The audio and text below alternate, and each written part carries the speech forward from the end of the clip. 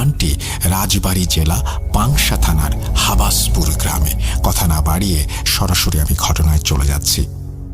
আমার চাচার নাম হাসান মণ্ডল, পেশায় একজন ঘোড়ার গাড়ি চালক। তিনি তার এলাকাতে ঘোড়ার গাড়িতে মানুষ সহ বিভিন্ন মালামাল বহন করে বেড়াতেন। তিনি ছোটবেলা থেকে অনেক সাহসী আর দুরন্ত স্বভাবের মানুষ ছিলেন। আমি আমার চাচার ভাষায় বলছি।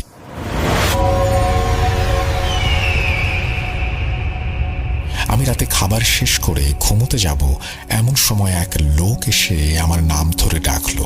আমি ঘর থেকে বেরিয়ে এলে তিনি আমাকে বললেন, কাল আমার ছেলের বিয়ে, আপনাকে বরযাত্রী হয়ে কোণে বাড়িতে যেতে হবে। ভাড়ার কথা ভাববেন না, আমি পুষিয়ে দেব। শুনে খুব খুশি হলাম, কিন্তু আমি লোকটিকে এর আগে কখনো দেখিনি। এই প্রথম লোকটাকে দেখলাম। চিনি বলেও মনে হচ্ছে না। আমি এসব ভাবতে ভাবতে তিনি বললেন, কি হলো, যাবেন? কোনো কিছু না ভেবে, অর্থাৎ ৭-৫ না ভেবেই বললাম, যাব। লোকটি আমাকে বললেন, ঠিক আছে, তাহলে আপনি রেডি হয়ে থাকবেন, কাল এসে আমি আপনাকে নিয়ে যাব। এই বলে লোকটা চলে গেলেন। আমি তাকে বিদায় জানিয়ে বিশ্রাম করার জন্য ঘরে এলাম। তখন আমার মাথায় একটা চিন্তা এসে ভর করলো। আজ তো শুক্রবার আর কাল তো শনিবার। শনিবারে আবার কারো বিয়ে হয় নাকি? এই ভাবতে ভাবতে আমি ঘুমিয়ে গেলাম। বলে রাখা ভালো, তখনকার মানুষ একটু কুসংস্কারে বিশ্বাস করত। তারা ভাবত শুক্রবার ছাড়া অন্য কোনো দিনে বিয়ে হওয়াটা কেমন যেন অশুভ অশুভ একটা ব্যাপার। সকালে উঠে যথারীতি আমি ঘোড়ার গাড়িটি পরিষ্কার পরিচ্ছন্ন করে ধুয়ে মুছে রাখলাম। তারপর বাড়ির অন্য কাজ শেষ করে নিজেও গোসল করে নিলাম। শীতের দিন হওয়ায় গোসল শেষে গরম কাপড় পরে খেতে বসলাম। মা আমাকে বললেন, কিরে খোকা, আজ কোথাও গেলি না? তখন আমি খেতে খেতে বললাম, মা, আজ একটা বিয়ে নিয়ে যেতে হবে, তাই অন্য কোনো কাজ আজকে নেব না। বাড়িতে আমি আর আমার মা খাবার শেষ করে ঘোড়াকে খেতে দিলাম, আর মনে মনে ভাবছিলাম, কি ব্যাপার, দুপুর গড়িয়ে গেল, কই এখনো তো কেউ এলো না, নাকি আমাকে মিথ্যে বলল। এই ভাবতে ভাবতে আমি ঘরে গিয়ে বালিশে মাথা রাখতেই ঘুমিয়ে পড়লাম। মাগরিবের আজানের পর সেই লোকটি এসে আমাকে ডাকলো।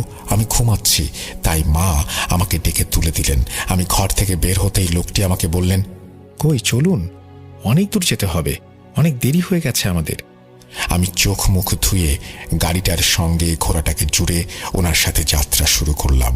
মেঠো রাস্তা ধরে যাচ্ছি, একটু শীত শীত লাগছে। রাস্তার দুপাশে কোনো ঘর বাড়ি নেই। সামনে বাঁশের বাগান, তারপর সামনে যেতে একটা নদীর বাঁধ, তারপর ছোট্ট একটা কালী মন্দির, তারপর নদীর পাশ কেটে সরু রাস্তা। এই রাস্তা আমার অনেক চেনা, অনেকবার এসেছি, তবে আজ কেমন জানি অদ্ভুত লাগছে। চারদিকে কেমন একটা নির্জনতা কাজ করছে। ভাবলাম রাতে তো কখনো আসেনি, তাই হয়তো এমন লাগছে। ভাবনা শেষ হতেই দূরে চোখ পড়ল আমার। দেখি রাস্তার পাশে একটি আলোকসজ্জার বাড়ি, এবং সেখানে পৌঁছাতেই পেছন থেকে লোকটি বলে উঠলেন, থামুন, আমরা এসে পড়েছি। তারপর আমি ঘোড়ার গাড়ি থামালাম। আমার ঘোড়ার গাড়ির শব্দে বাড়ি থেকে কয়েকজন বেরিয়ে এলো। তারপরে যথারীতি বরযাত্রীরা উঠে বসলো। ওরা মোট 13 জন। ওরা ওঠাতে আমি আবার যাত্রা শুরু করলাম। ভালো লাগছে, সবার হাসি খুশি মন, আর হালকা মৃদু বাতাসে ঘোড়ার গাড়িটি ক্যাঁকুর ক্যাঁকুর শব্দ করে চলতে শুরু করলো। আমি বেশ আনন্দ উপভোগ করছিলাম, কিন্তু আনন্দটা আর বেশি সময় রইল না। মনে হচ্ছে ঘোড়ার গাড়িটি আর সামনে এগোতে পারছে না। কেউ একজন শক্তিশালী দানব ঘোড়ার গাড়িটি পেছন থেকে টেনে ধরেছে।